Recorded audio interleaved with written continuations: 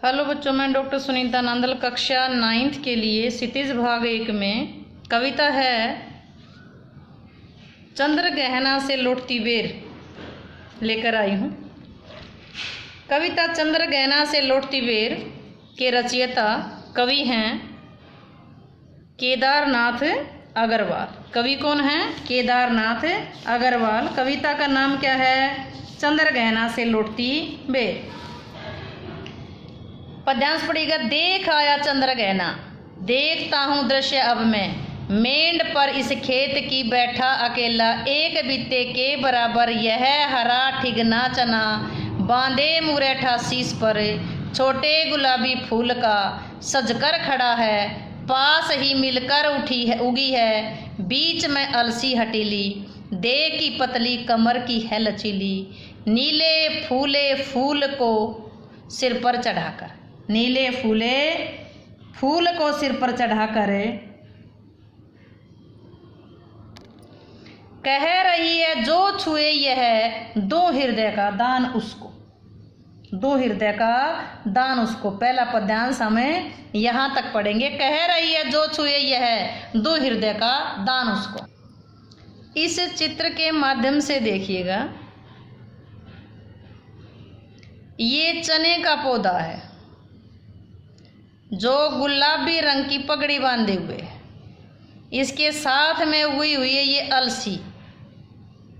अलसी का पौधा हुआ है। इसके फूल कैसे रंग के हैं? नीले रंग के। ये क्या कह रही है? जो मेरे नीले फूलों को स्पर्श करेगा मैं उसे अपना हृदय दान करूंगी, अर्थात उससे प्रेम करूंगी। ये अलसी का पौधा है, इसके फूल हैं नीले रंग के। ये चने का पौधा है, इसके फूल हैं, इसकी जो पगड़ी है फूल हैं वो गुलाबी रंग के हैं। ये जो लंबी लंबी दिखाई दे रही है ये और बाकी फसलों से ये क्या है? सरसों है। ये क्या है? सरसों है। तो ये पद्यांश की व्याख्या देखिएगा।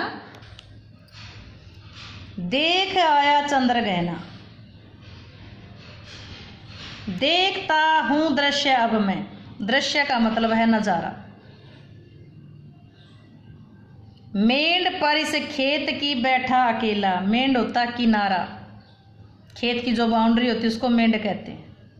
एक बित्ते के बराबर, बित्ता होता है एक बालिश्त भर। बालिश्त होता है एक बड़े आदमी का, यानी कि अंगूठे से लेकर के छोटी उंगली तक का जो हिस्सा, बिलांद बोलते हैं जिसको, लगभग उसकी लंबाई 22.5 सेंटीमीटर होती है। यह हरा ठिगना, ठिगना का मतलब ठिगना छोटे कद वाला बोना। बांधे मुरैठा शीश पर, मुरैठा का मतलब है पगड़ी, साफा।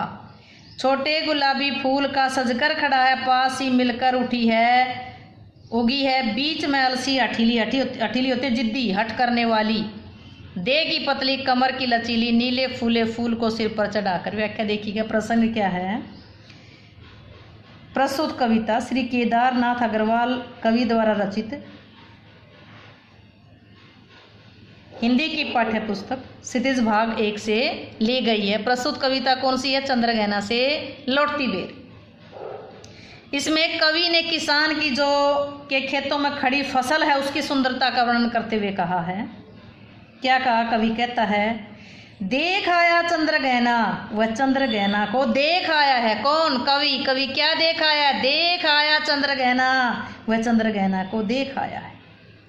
देखता हूँ दृश्य अब मैं, अब वह खेत की, मेंढ पर इस खेत की बैठा अकेला।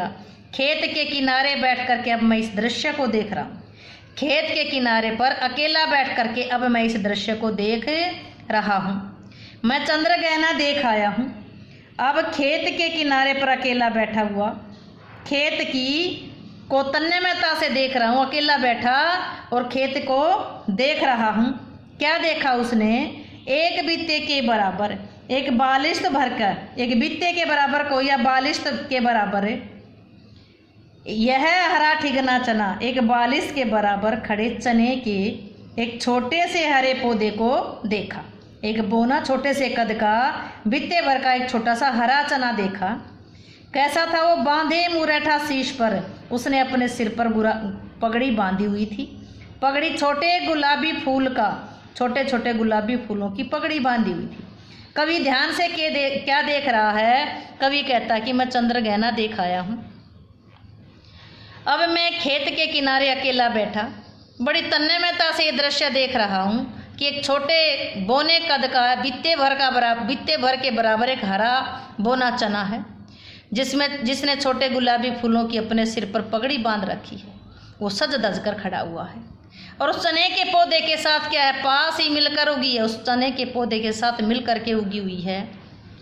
और बाकी जो चने के पौधे उनके बीच में जिद्दी, हठीली का मतलब जिद करने वाली अलसी उगी हुई है। उस चने के पौधे के साथ एक जिद्दी अलसी उगी हुई है। वो देह की पतली है, उसकी कमर लचीली है। नीले फूले फूल को सिर पर चढ़ाकर उसके सिर पर नीले रंग के फूल फूले हुए हैं, अर्थात खिले हुए हैं। किस पर? अलसी के पौधे पर नीले रंग के फूल खिले हुए हैं। शरीर की पतली है, कमर की लचकीली है, जिद्दी है, चने के पास ही मिलकर के उगी हुई खड़ी है। फिर देखिएगा, कवि कहते हैं कि मैं चंद्रगहना देख आया हूँ और ये दृश्य देख रहा हूँ। कहाँ बैठ करके? खेत के किनारे बैठ करके दृश्य देख रहा हूँ। एक बित्ते भर का बोना सा ठिगना सा हरे रंग का चना गुलाबी छोटे फूलों का साफा पगड़ी सिर पर बांध करके सज करके खड़ा है। उस चने के पास एक जिद्दी अलसी उग करके खड़ी हुई है, जो शरीर की पतली है, कमर की लचीली है। उस पर उसके सिर पर नीले फूल खिले हुए हैं और जो क्या कह रही है? जो मेरे इन नीले फूलों को छू लेगा उसे मैं अपना हृदय दान कर दूंगी, अर्थात मैं उससे प्रेम करूंगी।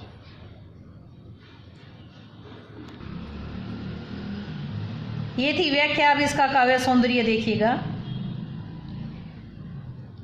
अलसी को अठीला कहा गया है, यहाँ पर मानवीकरण है। चने में मानवीकरण आया है, चने के पौधे का मानवीकरण आया है, गुलाबी रंग का पगड़ी बांधे हुए है। अलसी में मानवीकरण अलंकार आया है, भाई शरीर की पतली है, कमर की लचीली है, सिर पर फूलों को सजा कर कह रहे कि कोई फूलों को स्पर्श करेगा तो हृदय दान करूंगी। यहाँ बित्ते के बराबर फूले फले, बीते के बराबर फूले फूल, तो यहाँ इसमें अनुप्रास अलंकार आया है। बाकी पूरे पद्यांश में मानवीकरण अलंकार आया है। भाषा सरल सरस खड़ी बोली है, शैली चित्रात्मक है, मुक्त छंद है, अलंकार अनुप्रास और मानवीकरण आया है। प्रसाद गुण है, दृश्य बिंब है, अभिदा शब्द शक्ति है। उम्मीद है कि ये वीडियो आपको अच्छी लगी होगी। वीडियो अच्छी लगे तो वीडियो को लाइक करें, शेयर करें, चैनल को सब्सक्राइब करना ना भूलें।